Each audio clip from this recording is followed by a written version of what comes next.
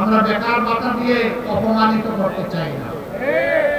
আমরা বেকার ভাতা দিয়ে বেকারের ফ্যাক্টরি বাংলাদেশকে বানাতে চাই না।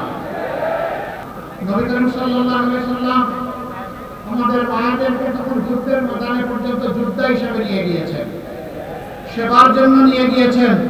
যুদ্ধের চাইতে কঠিন কোনো কাজ কি আসমানের নিচে আর জমিনের উপরে আছে? সেই কাজে যদি আল্লাহর রাসূল সাল্লাল্লাহু আলাইহি ওয়াসাল্লাম নিজেই মহিলাদেরকে সম্পৃক্ত করে সম্মানিত করে থাকেন, ও আইএম আমি কে তাদেরকে কর্মক্ষেত্র থেকে বিরত রাখার?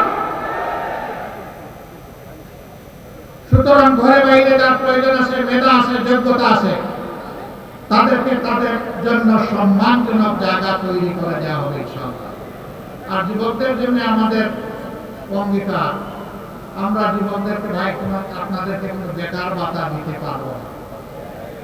আমরা বেকার ভাতা দিয়ে অপমানিত করতে চাই না।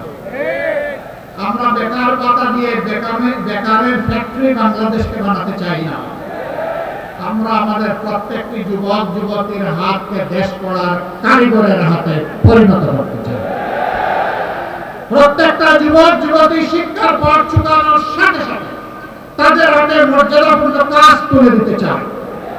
তারা দক্ষ হয়ে দেশকে সেবা দিবে, তারা দক্ষ হয়ে বিদেশে যাবে, সেখানেও তারা মর্যাদার সাথে তারা আয় রোজগার করবে, দায়িত্ব পালন করবে। আমরা আর আমাদের যুবকদেরকে বেকারের মিছিলে দেখতে চাই না। বলবেন এখন যাওয়ার পরের দিনে এগুলো হয়ে যাবে, না ভাই হবে না, একটু সময় দিতে হবে। আপনারা দোয়া করবেন আমরা যেন এই অধিকারগুলো বাস্তবায়ন করতে পারি।